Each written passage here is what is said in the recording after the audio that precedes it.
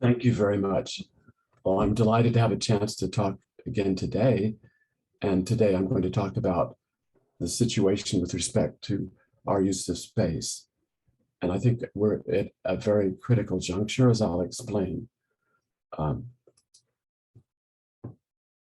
think I'm going to try to persuade you, and I hope I will be successful, that near-Earth space is extremely valuable, but it's much more vulnerable than other domains of human activity. It can be made useless for hundreds of years by a relatively small number of destructive events. Humanity's ability to continue to use near-Earth space is increasingly being threatened by inadvertent interference with and damage to the integrity and functioning of space assets. And by space assets, I mean basically satellites and other devices that are deployed in space in orbits, and also by plans to deliberately interfere with or damage the integrity or functioning of space assets. As I'll describe, I think we're now at a critical juncture in our use of space for both civilian and military purposes. We're about to see, and we're actually in the midst of a dramatic change in the whole way in which we approach space. And unless we manage the threats that this poses, we will lose for generations the ability to use near-Earth space. Near-Earth space is very valuable because it's uniquely suited for a wide range of important uses. The use of space for commercial, government, military, and civil, for example, including science, this use is increasing rapidly. The International Space Station and other space stations with humans on board are and will be in near-Earth orbits. And near-Earth orbits are also crucial for Earth observation and for small astronomy and astrophysics missions. I might mention, though, that future larger astronomy and astrophysics satellites will be placed in much higher orbits. For example, the James Webb Space Telescope, the NASA Infrared Astronomy Mission, Athena, the joint ESA-NASA X-ray Astronomy Mission, and LISA, the ESA-NASA Gravitational Wave Astronomy Mission, all are planned to be in higher orbits. I can show you a little bit of how things are going first by showing you the countries that had Earth orbiting satellites in 1966, so about 10 years after Sputnik 1. And the unhashed countries are those that had satellites, well, all the colored ones.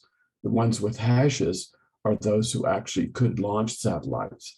So other countries had some because, for example, the United States launched satellites for other countries.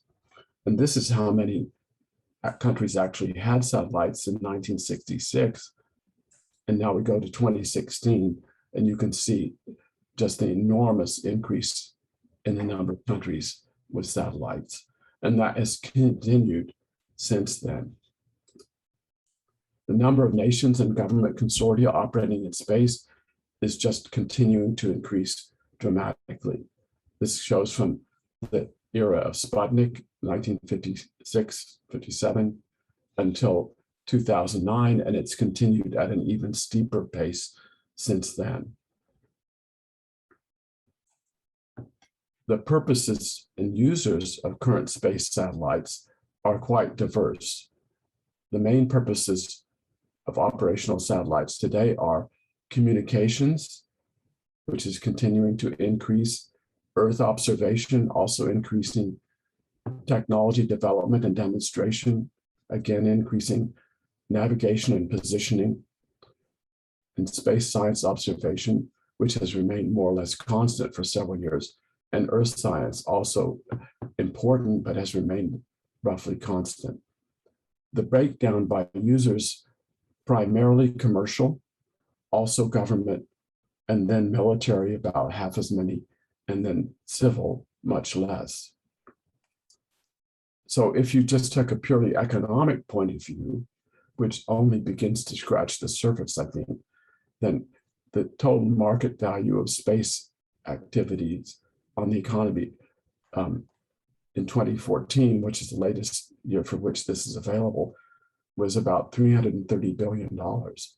But you can see, and it was broken down here between government and commercial. That was what was concluded in those totals. You can see that it has steadily increased. And of course, this was 2014 when this was actually published, and this was the forecast. It's actually increased much more steeply. This is remote sensing, which was expected to increase by 20% a year. As I'll show you, it's increased much more dramatically than that in recent years. So in talking about satellites, it's important to be clear about which kind of orbits they're in. So there are 4 different types of classical orbits that I'll be referring to. Low Earth orbits between 100 and 1,500 kilometers, or LEO. MEO, the medium Earth orbits between 5,000 and 10,000 kilometers. And GEO, the special geostationary orbit at 36,000 kilometers. And that's an orbit in which a satellite, as you know, that orbits in the direction of the Earth rotates around the Earth once per day. So it appears approximately fixed in the sky. And there's another class of orbits, the highly elliptical orbits, which were invented by Dr. Monaya, and they are used for providing access to the Arctic regions, because for countries like Russia, which have extent in the Arctic, near Arctic region, the geosynchronous orbits are really inaccessible for their transmitters and receivers. So these Monaya orbits were designed to provide the same kind of functionality as much as possible. So these satellites are moving very fast when they're close to the Earth, and they basically go up and then hang in the sky above the polar regions. And if you organize them correctly, they can be on orbits that recur as seen on Earth once every 12 hours. So that's very convenient. So I want to give you an impression about how things are changing. And one example of the new developments in space was Planet Labs, and continues to be Planet Labs. It was founded in 2010, so just a little over 10 years ago, by 3 former NASA scientists, and they got it started with a Kickstarter fund. And it launched 4 Earth-observing CubeSats in 2013. By 2 years later, it had a fleet of 131 4-kilogram Earth-observing CubeSats. And then the next year, it acquired Black Ridge's Rapid Eye constellation. In 2017, it acquired Google's constellation of high-resolution SkySats. And those have a ground resolution of 50 centimeters per pixel. So they're very high resolution, as I'll show you in a moment. And it has recently launched more SkySats and currently has a constellation of 21 of these high-res satellites. By 2018, it had launched nearly 300 satellites, and these are mostly in sun-synchronous orbits. And by that, I mean that they're timed so that they pass over a given spot on the Earth's surface at once every day. So they go around many times, but they always pass over that spot at the same time of day on one of their orbits. And that's very desirable for intelligence gathering, but also for many other Earth observations, because it means that the change in the angle of the sun is not a factor. So if you see something changing on the ground, it's not the shadow, it's actually something that's changing. And they now have more than 200 active satellites. They've recently added synthetic aperture radar images from ESA's Sentinel-1 satellites. So synthetic aperture radar allows you to form images of objects on the ground, even though they may be covered by clouds, or even, as more recently has been interesting, covered by inflatable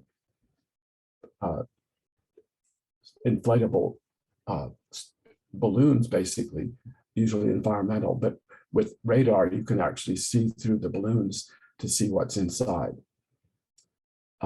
Interestingly, Planet Labs has an open data policy for the images from its 120 Dove satellites, and these provide up-to-date information that's relevant to climate monitoring, crop yield prediction, urban planning, disaster response, and lots of other things.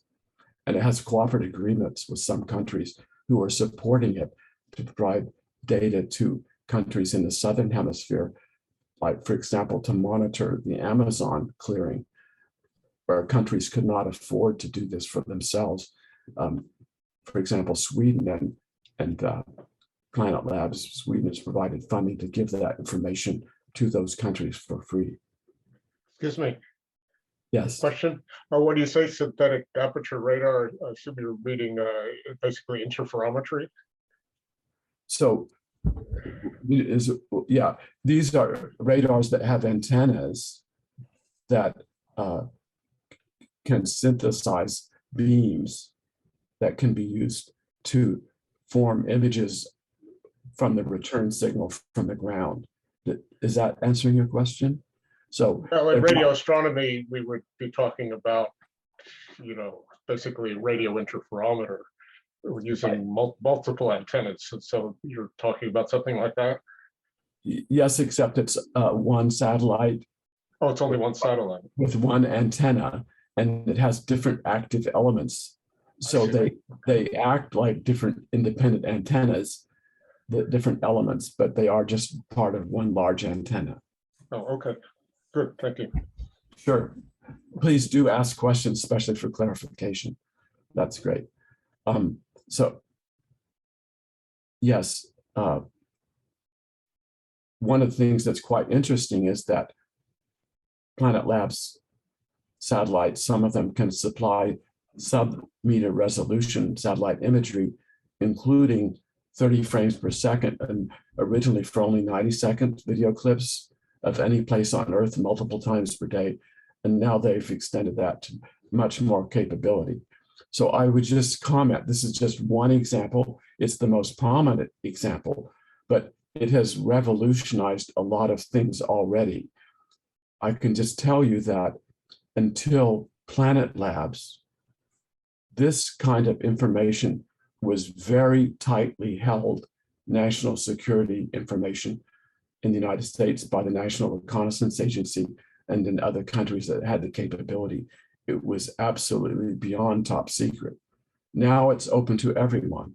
So I just give you one example. I'll show you some images in a moment, but the whole idea of how the United States fought the first Iraq war would not be possible today, because you may remember that the way it was done was forces were put on the ground facing the Iraqi armed forces, but the main force was deployed far to the side, and when the war started, that force came in from the side, a huge force behind the lines of the Iraqis, and destroyed their military.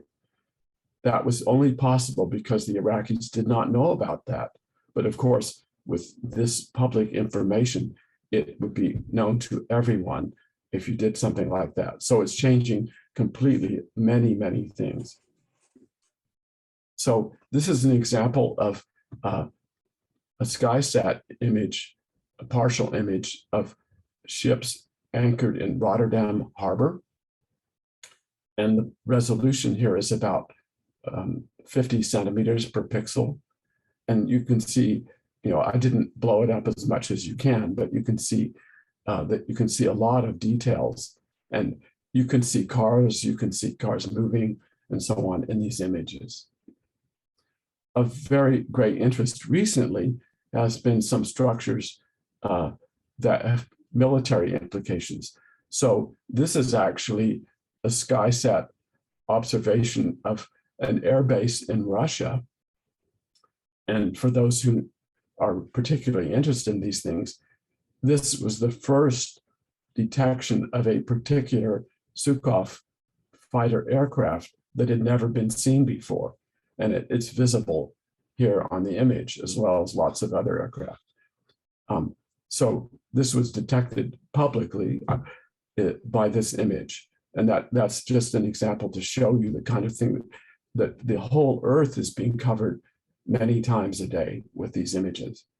Another image that has attracted a lot of attention are apparent missile silos in China. And this is an example of an image that combines a Maxar image with planet. And you can see here, this is what the site was like before the inflatable shelter was inflated over it. And this is the airlock here that allows trucks and other large vehicles to enter. But you can see that this is the evidence that it's a circular hole in the ground, a silo. And this is underneath the shelter material. And this is a view later on. And here's the suspected cover of the slot of the silo, and so on. So there's tremendous amount of details. There's now hundreds of satellite photographs of this site and the other two sites where these hundreds of missile silos are thought to be constructed. So one of the questions that came up early on was maybe these sites are just windmills. So I just show you, this is overhead satellite photography with the same satellite on a wind farm in China that's very close geographically, very nearby to the suspected missile silos. And you can see it looks completely different. So here, these are individual the windmills here and here. And then you can see, for people who know, you can see a lot of the electrical interconnects between them and the power grid. So it's not completely clear what those silos are. They have all the characteristics of an ICBM silo. So we're being very cautious in saying that they're suspected. But I think that the argument that they're just windmills is not really consistent with what we see. There's been an enormous explosion in space activity in the last few years. So here, this chart from ESA is broken down by amateur satellites, civil applications like science, defense, and commercial. And you can see that the amateur, civil, and defense haven't changed very much.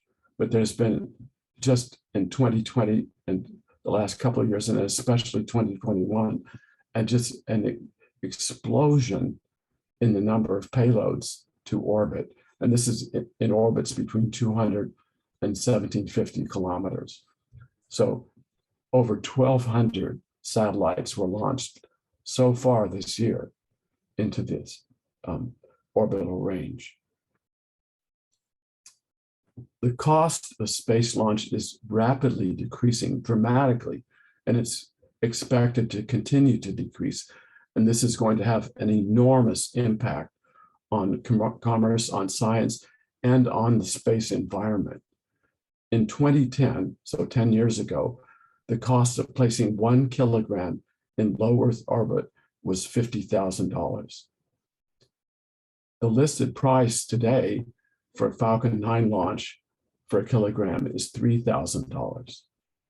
For a Falcon Heavy, it's $1,500. But actually, SpaceX is charging some customers as little as $50 per kilogram if they are able to ride along on a launch that launches a Starlink payload. And the new launch craft, the Starship, is projected by Elon Musk to launch payloads to low Earth orbit for only $20 per kilogram. It's designed to be able to launch bulk cargo to LEO in 100 metric ton chunks for less than $10 million per launch, and to perform thousands of launches per year. So this is absolutely revolutionary. And the economists, space economists I've consulted say, oh, I don't know that they'll get to $20 per kilogram anytime soon, but $50, yes. So it's just huge. And that's going to make possible putting so many things in orbit that Starship and SpaceX is going to be seeking things to put in orbit. Now, the way in which their economic model goes is that they're using Starlink to subsidize Starship. So by putting these Starlink satellites in orbit en masse and offering internet service to places that don't have it or at prices much below Comcast, they're charging a tenth or sometimes 100th what Comcast charges. And yet they're making money hand over fist. So this is going to subsidize the Starship. It is subsidizing the Starship effort. And Starship is revolutionary. It's made out of stainless steel. It's a rocket which is designed to be reused hundreds or 1,000 times. Before this effort, no one knew how to weld stainless steel. SpaceX figured it out, and they weld their starships together. And I can tell you about some of the other technologies, but people said, oh, you can't do that, you can't do this, and so on. In the last 2 years, they've accomplished all of their checkpoints. So they may have delays, but it doesn't look like there's anything in the road that will block them. So just for comparison, as of November 9th this year, there have been 6,000 successful space launches in the history of human space since Sputnik 1. These launches have put 12,000 satellites into Earth orbit. About 7,600 are still in orbit, but only about 5,000 are still functioning. SpaceX has now launched 2,000 satellites just itself into LEO in the last couple of years, and it has requested permission to launch 40,000 more satellites within a few years. This is so many satellites. These are basically all Starlinks, that it will occupy every slot in low Earth orbit by the time it's done. So this has incredible implications. OneWeb, a competitor, has launched 300 satellites and is asked to launch 6,000 within a few years. They declared bankruptcy, but they were bought out, and that effort is continuing. But there's others as well. But there's a huge problem. None of these other companies have space launch capability. They're dependent on space launch from other companies.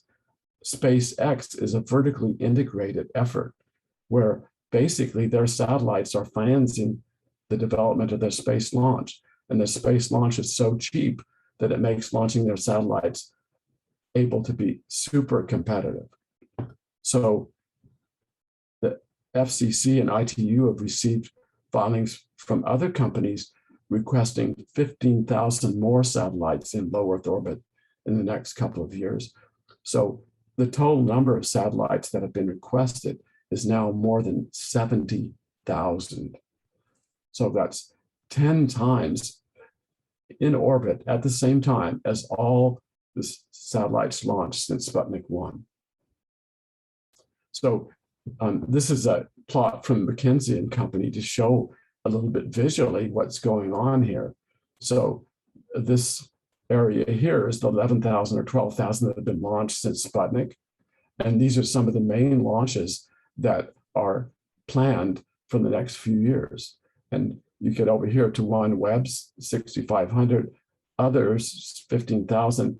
Here's Starlink, 42,000. It's just going to change everything. The other point, besides the value of near space, I want to emphasize is how vulnerable it is. There's been a lot of argument about this. I claim that it's more easily damaged than Earth's land, sea, and air environments. But I have I know there are some in the military. I've had, I was asked to give the keynote address to the assemblage of the chiefs of staff of all the European countries' militaries and their civilian heads. And I had a lot of argument about this. They were arguing that I was just being naive. You couldn't protect space anyway, and that it's a battlefield, and it's going to be, there's going to be warfare and destruction. But the regions with the most valuable orbits, they have very weak cleansing mechanisms. For orbits of 300 kilometers or below, the atmospheric drag on satellites will bring them down in just a few years. And for example, for Starlink, they actually have produced satellites which can deorbit themselves by putting up sails that make the atmospheric drag much increased. And there's still great concern about putting so many satellites in low Earth orbit, many other environmental issues. But SpaceLink, if it doesn't actually deal with this, will destroy its own business model, because it only takes a couple of collisions in that space to make it unusable for their purposes. So I don't know for sure what they're going to do. They're a private company. There's no regulation anywhere in the world on these kinds of things. There are norms, but nothing that's enforceable. But they have, I think, a great incentive not to destroy their own business. The most valuable orbits occupy only a very small fraction of space. So this is particularly true in geosynchronous, where it's just a tiny ribbon around the Earth that is useful in that way. But even for low Earth orbit, for some purposes like sun synchronous orbits, they're only very small fraction of space. But even for the more general satellites, the vertical volume is relatively small. So the usefulness of space can be ruined by a very small number of destructive events that increase the space debris in that volume. And I just comment that even very small particles can be very destructive. The reason is because of their very high relative velocities. They're very penetrating and deposit an enormous amount of energy. So for example, the impact of an orbiting particle with a given mass typically delivers 10 times as much energy as exploding the same mass of TNT. So even a single hit by a marble-sized 1 centimeter particle can disable a huge satellite or a human crew module. So that gives you some idea of the destructive power of the debris. A question? Yes. Have you worked out the expected collision time when all these satellites are up there? And how many collisions do you need before knocking out a network? Yes. So there have been calculations, and there, by the way, there is, this was something that was worked on and I was involved in even as early as the 1980s, and that Kessler led a group at NASA to work out these questions. And he showed that if we weren't careful, we would get an exponential runaway, because the small particles are almost as destructive as larger ones. And every time you have a collision, you produce a spray of small particles. And so you get an exponential runaway. And it's come to be called the Kessler syndrome. And we don't know how close we are to that at present, but we are uncomfortably close in some volumes of space. So to actually calculate these questions, for example, for the Starlink satellites, as far as I know, it hasn't been done publicly. It's a major effort, and also a lot of the things about what they plan to do are unknown, because SpaceX is a private company and they don't tell people what they're doing. So it's hard to do, but calculations have been done, and it is a serious problem. And it Do do they build redundancy into the networks to safeguard against at least a few collisions? Well, the problem, uh, so there's several answers to this. One is it's extremely expensive to build in protection to satellites, and that's completely contrary to SpaceX's approach. So this has been done for military satellites because of the very high potential cost of losing a satellite, but also the fact they might actually be attacked. But this is generally not done for commercial satellites. So I'm talking about any kind of hardening. As far as restoring the communications network, that's fairly trivial. But the problem is that even, as I'll show you, even a single collision causes a spray of particles, which would make a large volume unusable for hundreds of years. So it's not really possible to deal with it that way. So carelessness and the failure to dispose of satellites at their end of life is creating enormous amounts of space debris. So I have some plots to show you that. And as I mentioned, the collisions between space junk multiplies the space debris. So this shows you the number of large objects, 10 centimeters or larger, that are tracked by US Spacecom Space Surveillance Network. And these objects are huge by comparison to most of the objects that I'll discuss.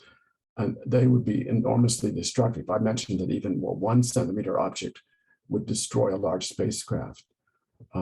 But these are large enough to have been tracked for this period by now. So I'll show you in just a second how the numbers have increased. But now an enormous amount of the military's resources for monitoring is used to track debris. So all the huge radars that we have on the ground, we have orbiting satellites with optical sensors, and on and on and on. It's a huge effort to try and keep track of the debris, the large debris, and to keep track of their orbits, especially in the orbits. The orbits change over time fairly rapidly. So this shows how many 10 centimeter objects there were in 1957 after Sputnik 1 and Sputnik 2 were launched. So that's what these two bright dots are. So obviously they're larger than life, so you can see them, but this then shows what happens over the next few years.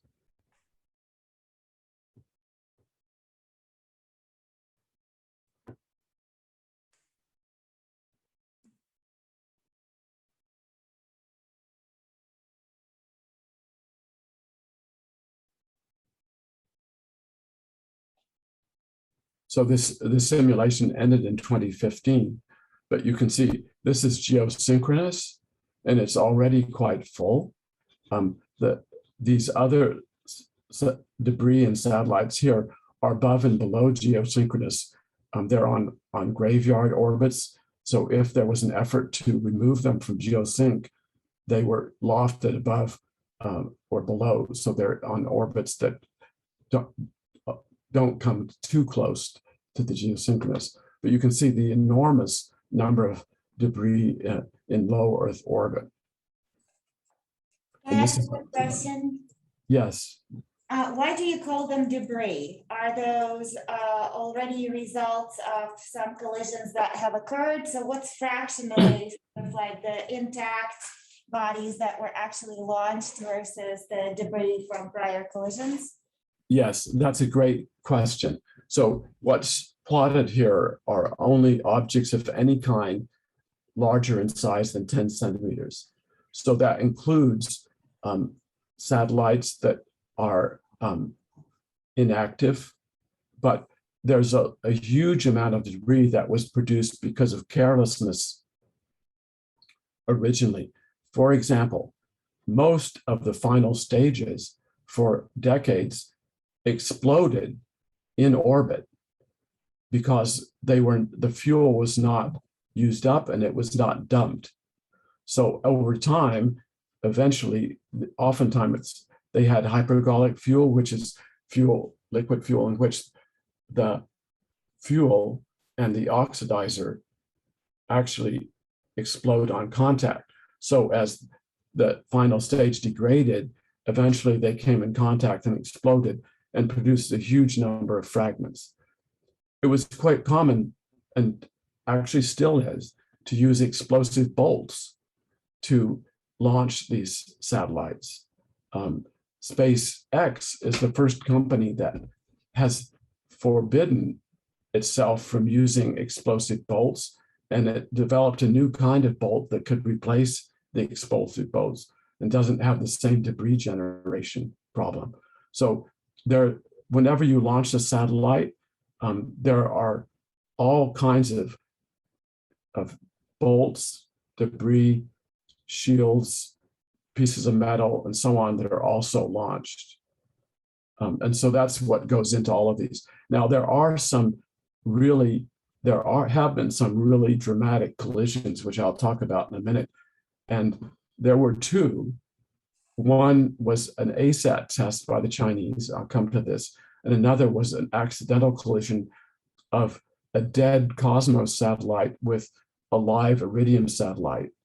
And those two collisions by themselves doubled the amount of space debris in low Earth orbit. And it's still there. So presently, there are about 30,000 satellites, rocket bodies, and other human-made objects larger than 10 centimeters in orbit. The size distribution is like I've shown here. About 36,000 are greater than 10 centimeters. So those are what were plotted in that video. Between 1 and 10 centimeters, there's 1 million. This includes flecks of paint, fragments of explosive bolts, and so on. And I can tell you that flecks of paint at these closing velocities can seriously damage solar panels. And they have, there was a chip in the window, a really powerful strike on the space shuttle, which almost penetrated the window. And turned out it was a fleck of paint. In the range of 1 to 10 millimeters, that's estimated there are 330 million currently. And most of these objects are in LEO or GEO. So just as an example of the problem, in 1 year that I happened to look up the numbers for, 2017, the Space Surveillance Network logged 309,000 close calls between space debris and active satellites or spacecraft. And 655 were worked out to be so close that emergency action messages were sent to the operators of the satellites or the spacecraft.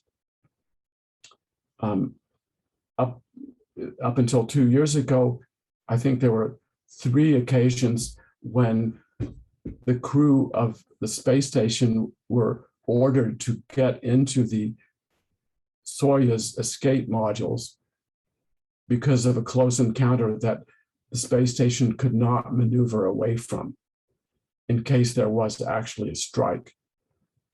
But since then, there have now been 5 more such occasions. So there have been 8 in history, but 5 of them have happened in the last couple of years. So these are very, very dangerous. The need to monitor these orbits takes tremendous effort of surveillance and also enormous computational efforts to track these orbits and to issue alerts. Then the operators are told if they need to try to maneuver to avoid collisions, but preparing the maneuvers to avoid other collisions and so on is extremely time-consuming. And the propellant that's used to make the evasive maneuver shortens the lifetime of those satellites on orbit.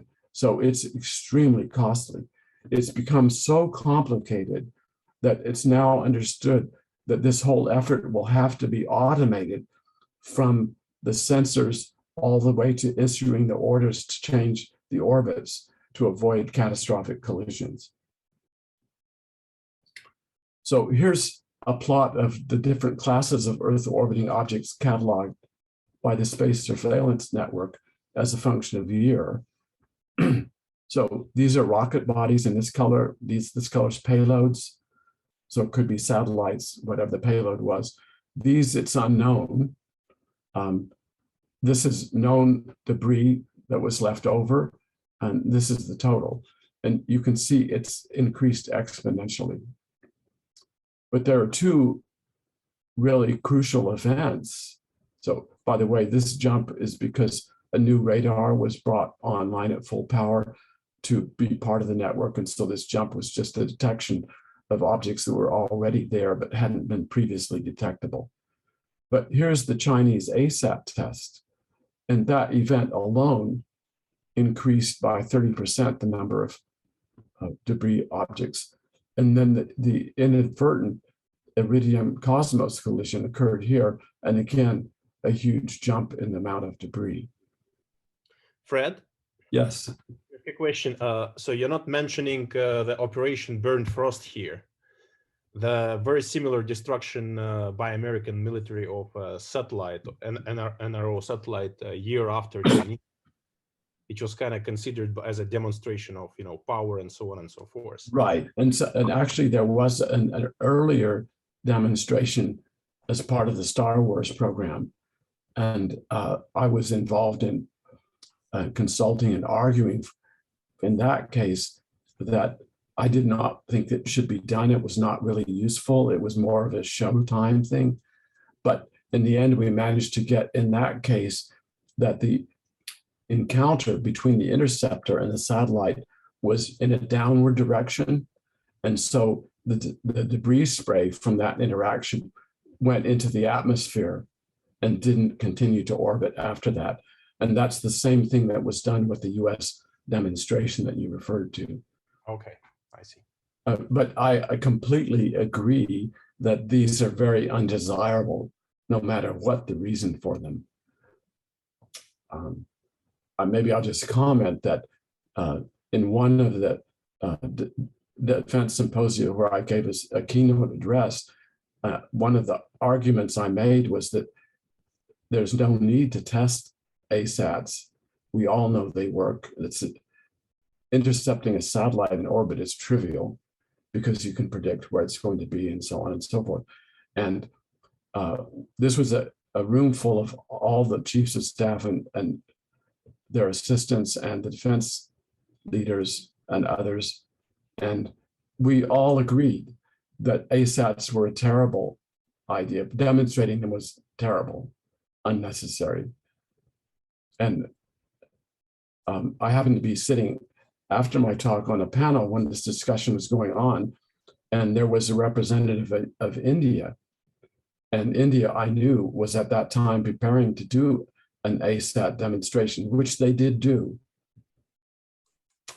And so I turned to her and I said, well, everyone in the room, including you, agreed that these are terrible ideas. Do you think you could say something? And she wasn't a member of the military, she was a civilian. She said, I can't say anything about that. And so that just illustrates, the difficulty of coming to grips with these kinds of situations. We have to find some way to do this in a systematic way. So here's a simulation I'll show you of the Iridium 33 Cosmos 2251 collision, because it gives you some idea of what happens. So this is the Iridium constellation. And this event happened on February 10th, 2009. These satellites collided over northern Siberia. The relative velocity was 12 kilometers per second. So orbital velocity is 8. So they weren't going head on. They were coming at an angle. And immediately afterwards, about 6,000 large fragments were cataloged by the Space Surveillance Network. And over 5,000 of those large fragments were still in orbit 4 years later. I haven't tracked it since. But in 2012, which was 3 years later, 6 crew members of the ISS had to take refuge inside the 2 docked Soyuz spacecraft because a dangerous piece of the Iridium Cosmos debris was going to encounter the ISS. So I'll show you in the simulation that what happens is the debris from the collision spreads out around the orbits. It happens that the orbit actually intersects the orbit of the space station. It's unbelievable that you would do something like this, but that's what they did. And so then after a while, the debris spreads out around the orbit. So it's not just in a clump, but the first impact, the momentum of the two objects, you'll see the spray follows those objects. So I'll show this now. What sort of satellites were these? So the Iridium is a communication satellite commercial. It was active. Oh, I could just stop and say, I'll say that. And the Iridium was active and was in use, and it could be maneuvered. The Cosmos was dead.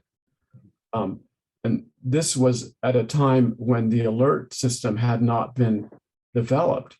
So Iridium could have maneuvered out of the way had it known that it was about to be struck, but it was not possible or wasn't communicated to the Iridium consortium that their satellite was in danger. So it didn't maneuver and it was struck.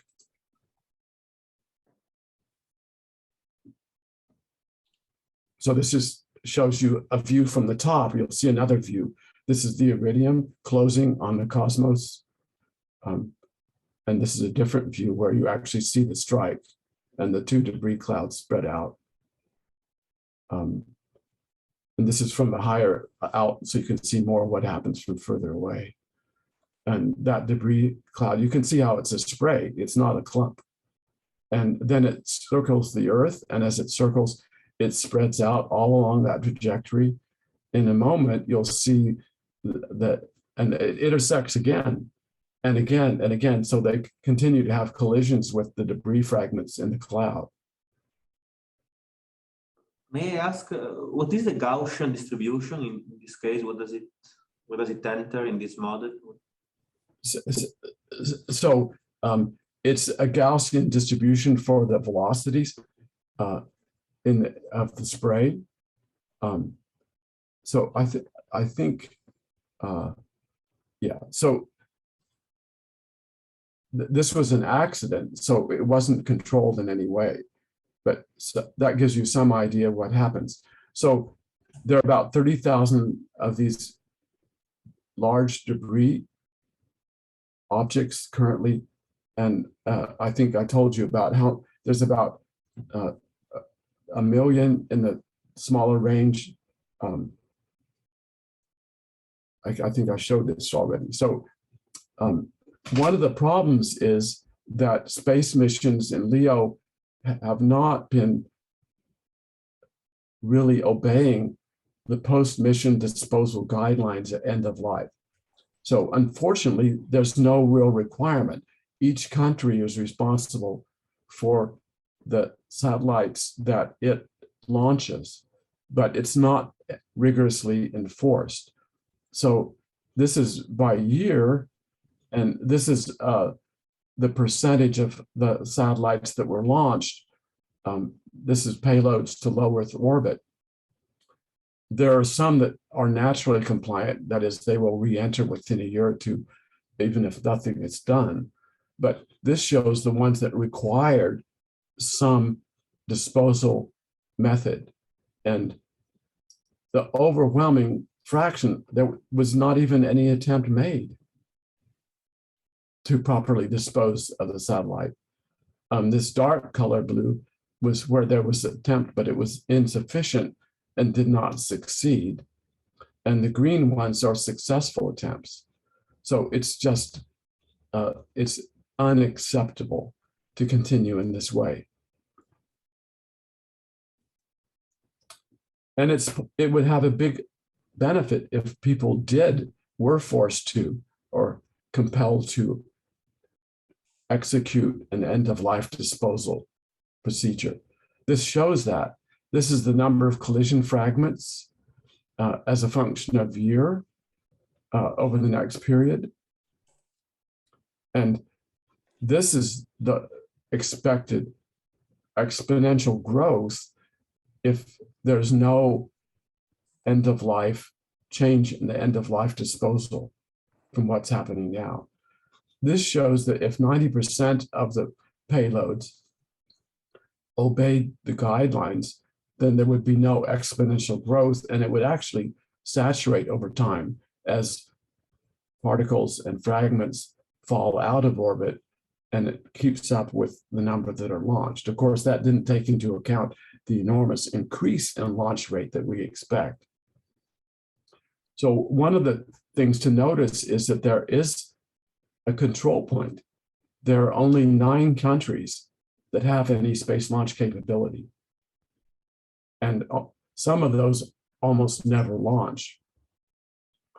So that means that if those 9 countries would take steps to demand that there was an end-of-life disposal plan that was likely to be effective for launches that they perform, that would solve the problem.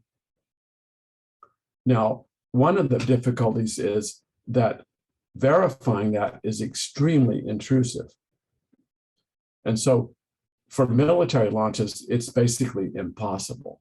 No one is going to agree to that. But that's a relatively small number currently, and there may be some other ways to deal with that. But commercial launchers, they also don't want to reveal the details of their spacecraft. So they have so far refused. But I think we have to demand that change, or basically the near-Earth space will become unusable. Let me turn now for a moment to the military use of space. It's really important, I think, to distinguish between 2 fundamentally different types of military space assets. And one of the reasons for this is if you don't make this distinction, it gets very confusing and people make statements that really are not true. One class are the assets that carry out destructive actions by themselves, and I call those weapons. But there are assets that do not themselves carry out destructive actions, even though they may assist weapons that do. And there is a huge asymmetry between the states that depend heavily on space assets and those that do not. So I think there is no hope, and it's unrealistic to expect that you can restrict these assets. But we have not so far deployed weapons in space, and that can be prevented by agreement or by a code of conduct. It's really important, as I'll come to say a couple of things, but any destructive action that they take in space will have catastrophic effects on the usability of the environment. But also, when you have weapons in space, they themselves attract attack. And so that multiplies the problem. This asymmetry is really important. The United States is hugely dependent commercially and militarily on space assets. It has every reason in the world to protect them and to carry out actions and try to develop codes of conduct that will protect them. It has so far resisted that, but I think that makes no sense. There are other countries that don't depend on space assets, North Korea, for example, that could really cause huge problems. So we have to try to deal with that as well. But the United States, I think, should be a leader in trying to make sure this doesn't happen. So the deliberate interference with or damage to space assets is a growing threat. The possibilities include jamming of the transfer of satellite control signals or data to other satellites or ground stations, damaging satellites by using kinetic or laser anti-satellite weapons, or creating an electromagnetic pulse, or releasing radioactive materials on orbit. So any country that can actually launch a substantial mass into orbit can damage a satellite or make large swaths of near-Earth space unusable. You just have to launch a container with a huge amount of sand and release it, and it'll disperse, and I'll make everything in that volume unusable. So I mentioned already that measures can be taken to protect military satellites. Hardening against radiation, of course, is required, but also against impact. One of the ways to deal with that the US has done is, instead of focusing on small number of giant, incredibly valuable satellites, to proliferate the functions in a host of smaller, less valuable satellites, so to have more redundancy. But this is much more expensive, and it therefore may not be feasible for either commercial or civil satellites. So let me show you a reconstruction of the Chinese satellite ASAT test, the interception of the Fenyang weather satellite. It generated over 35,000 pieces of debris of 1 centimeter or larger. So I'll show you a visualization of that using the data tracks that were actually, oops, sorry.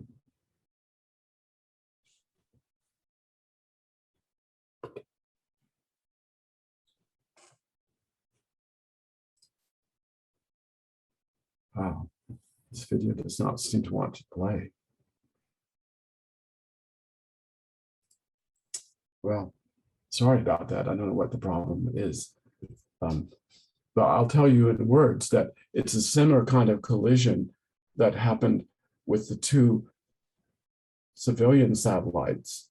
But what happened here was, the interceptor rose over China and intersected with the satellite.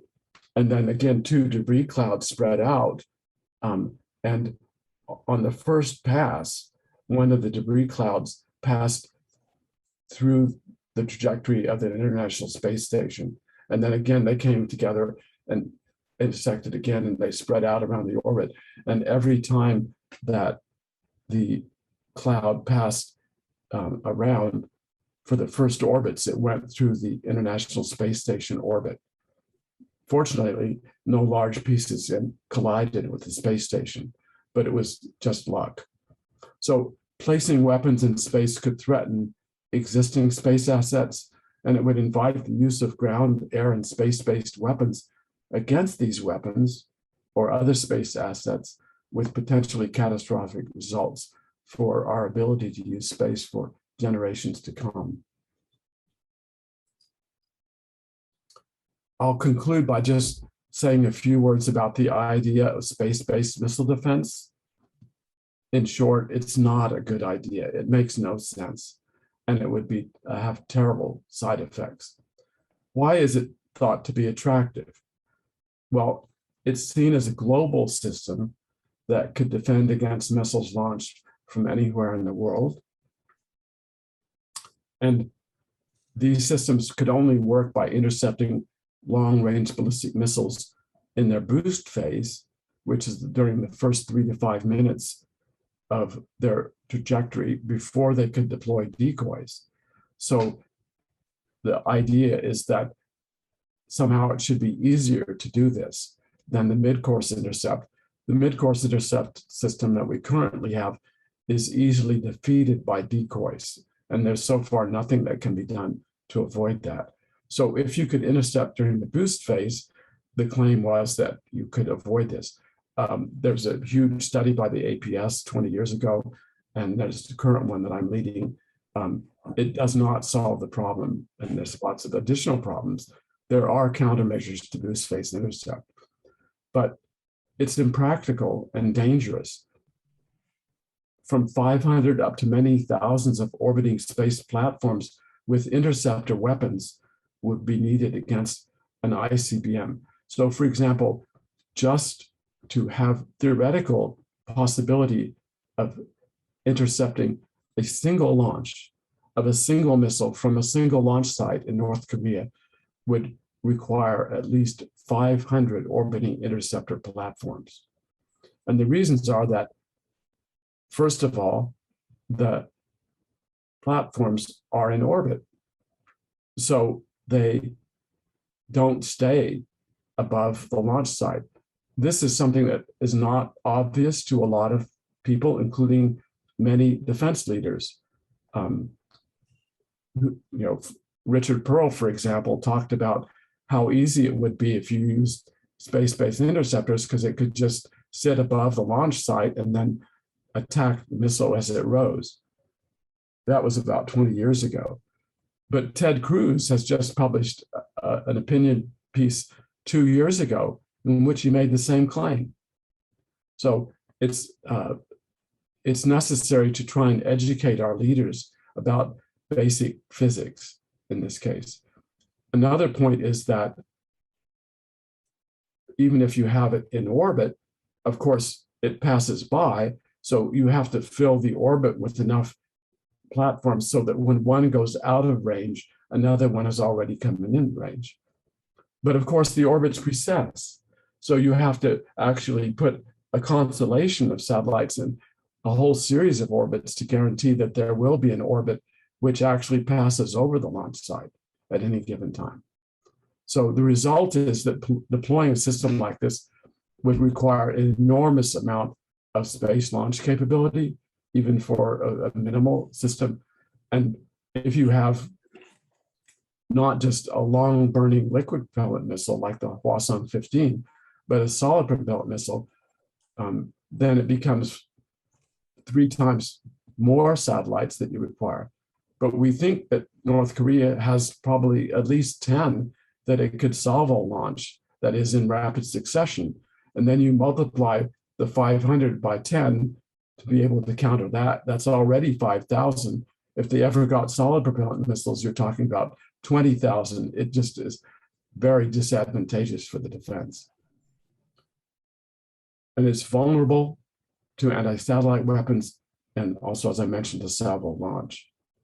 So this is a video that was prepared by the Union of Concerned Scientists 3 years ago that illustrates the problem. So launch platforms move at orbital speeds, 8 kilometers a second. So it takes about 50 platforms on each orbit to make sure that one is available. The launch site quickly rotates out from under a given orbit because of the rotation of the Earth. And then there's the precession of the orbits. So this shows you that's one platform going around one orbit over North Korea. But to make sure there's always a satellite platform interceptor, you have to have many on each orbit. And then because the Earth rotates, you have to have many orbits, and you end up with these very, very large numbers. One of the things that's happening is that near-Earth space is being described more and more as a battlefield, which I think is a disaster. The 2010 US National Space Policy spoke in generalities about the military dimensions of space by framing space as a potential rather than an ongoing domain of conflict. But the 2020 National Space Policy described space as a war-fighting domain and directed the military to field materiel and military capabilities for fighting in space, and charged the intelligence community and the Defense Department with providing decisive military advantages to the US in space. But it also, of course, established the US Space Command and charged it with overseeing military operations in space. So the question is, can we prevent near-Earth space from being ruined? And I think we can. There are these 3 different kinds of threats. The inadvertent threats to satellites and spacecraft created by high levels of traffic and spacecraft operations and inadvertent loss of control. Then there are the inadvertent threats posed by space debris. And then finally, the intentional threats to interfere with, damage, or destroy satellites or other space assets, including their ground terminals, and it requires different approaches to address these.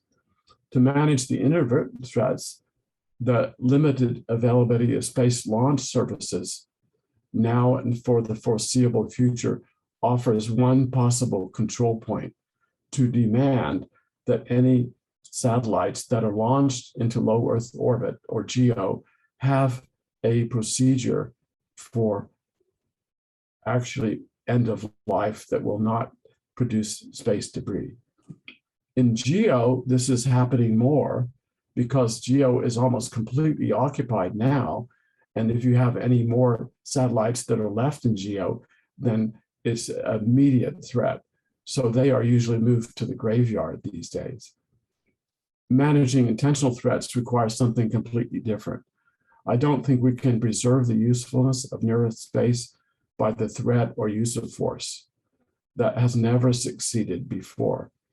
I think one thing we must agree on is a code of conduct that does not allow any country to place weapons in orbit for the reasons I said. It is itself potentially damaging, but it invites attack. I think the best approach will be a combination of informal cooperation and formal international agreements based on the strong interest that all nations have to protect access. So I'd be happy to answer questions now.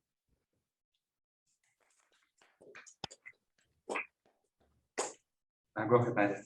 Yeah, can I ask a question about the space surveillance network? How is it funded? How many people work there? How does it operate? Are there cooperative agreements?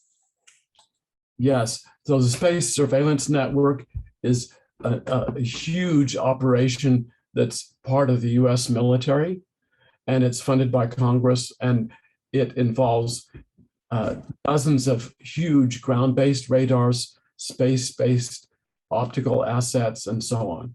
And so it is charged with providing this information and computing the orbits of objects in space.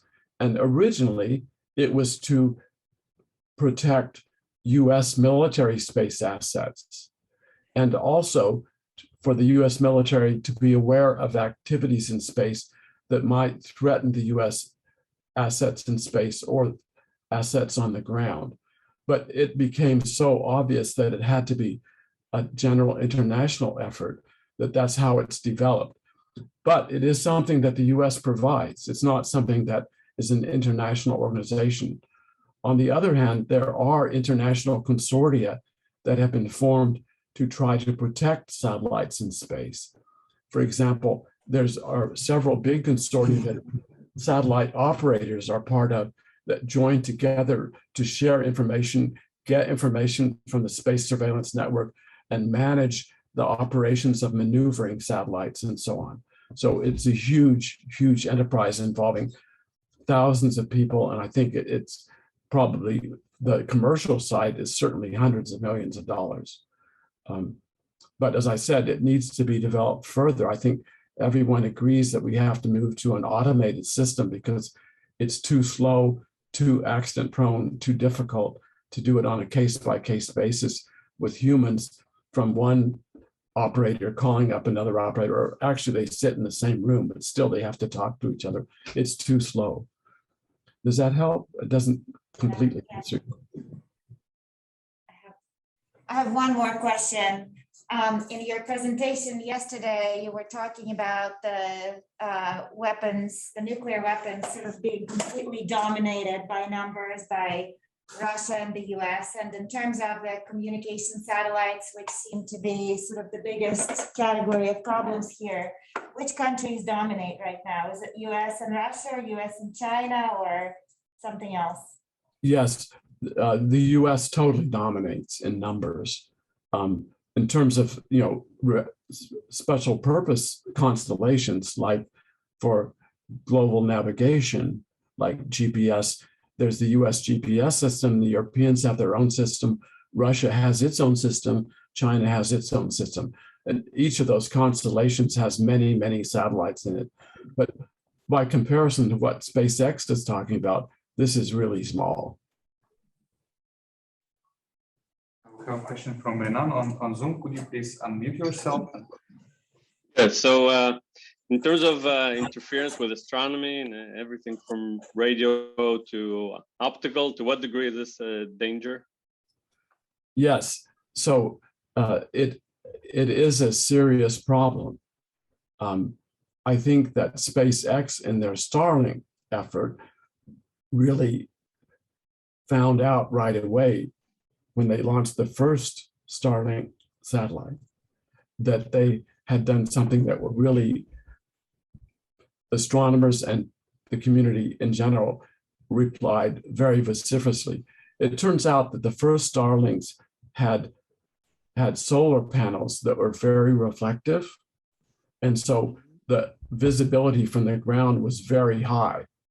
The current Starlinks, the next batch and the more subsequent ones, had solar panels that were treated to reduce their reflectivity and so reduce the optical signature on the ground. But so I think they're moving to try to minimize that, but you can only minimize it so far.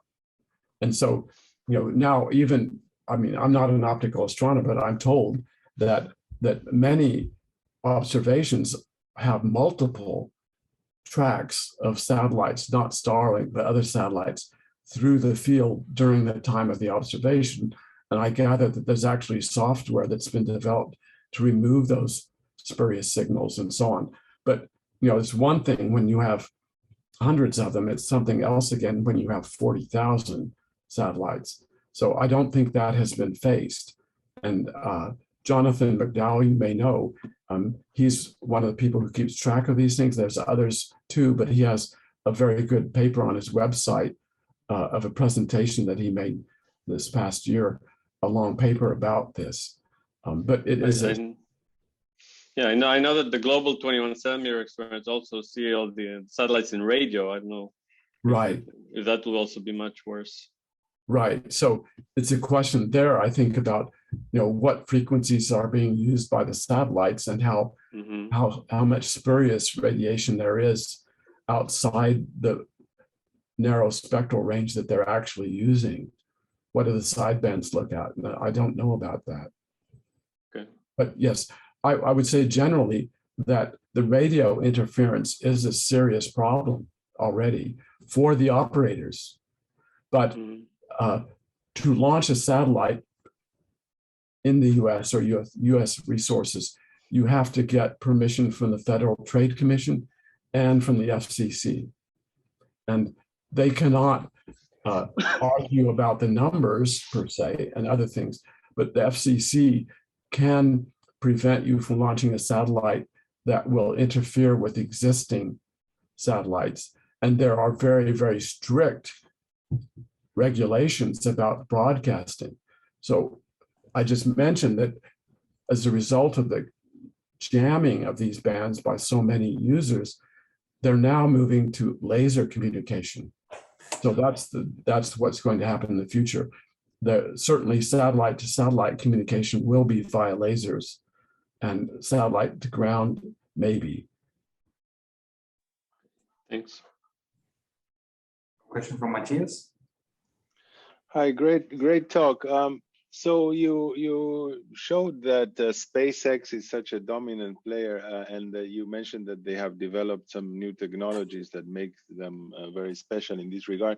To what extent do you think that other countries will see this capability of launching so many things as a problem, and as a result, other companies like this or other efforts would be developed? And the second one, to the extent that they are so dominant, they seem to be owning the whole thing. So I suspect that they will have to develop themselves some procedures of not launching things that will not be easily deactivated, or they can, because they would lose money. So do you know what so those are all really great questions. So I answer this last one first. I think they're a private company and they don't reveal what they're going to do. But as I said, I think it's so obvious that if they don't behave properly here in that regard, they're going to destroy their own business. So I think they have a very strong incentive to do that, to make sure that their satellites do not contribute to the debris problem in low Earth orbit. It's a huge problem, I think, that they have will be even more dominant in this sector.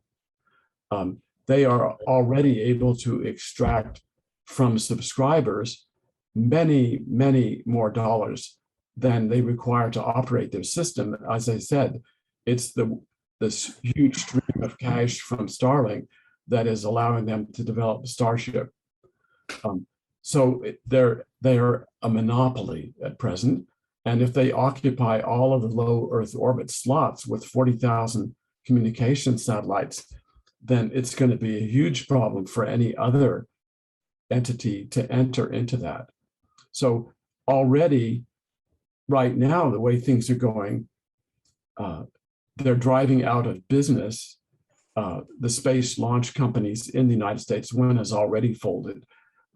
I think that the consortium will be maintained by the Defense Department at extraordinary cost, because the Defense Department does not want to become dependent on a single launch source. So they will pay almost any price to avoid that.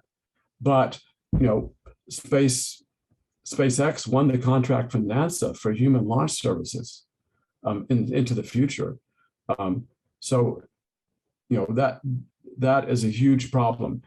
The Ariane consortium is very upset about what's happening. They cannot possibly compete. And the users of Ariane are demanding that they change their policy for charging for launch services. Of course, Ariane is supported by governments. It's not a profit-making operation.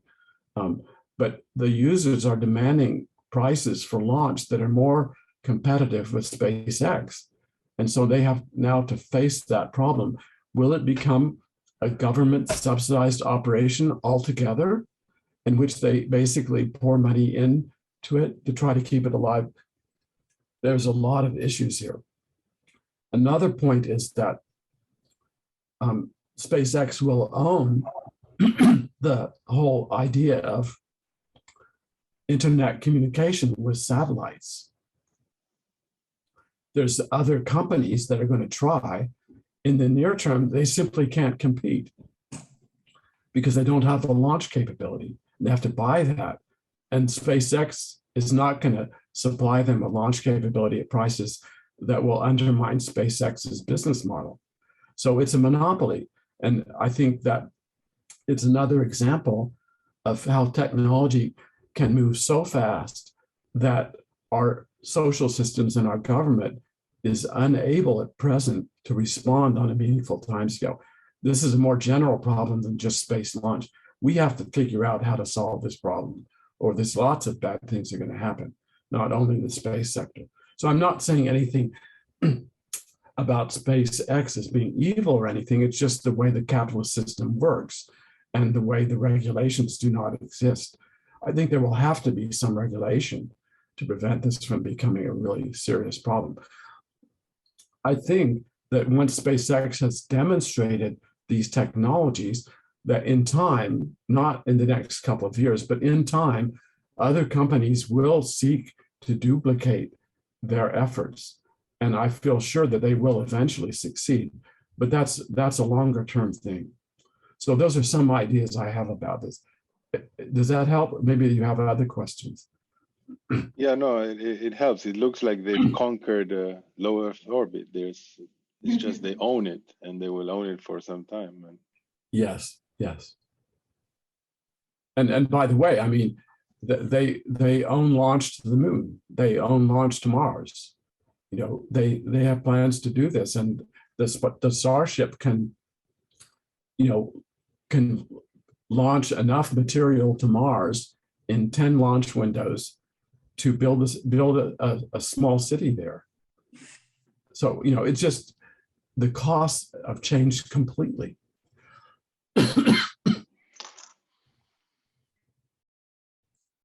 More questions?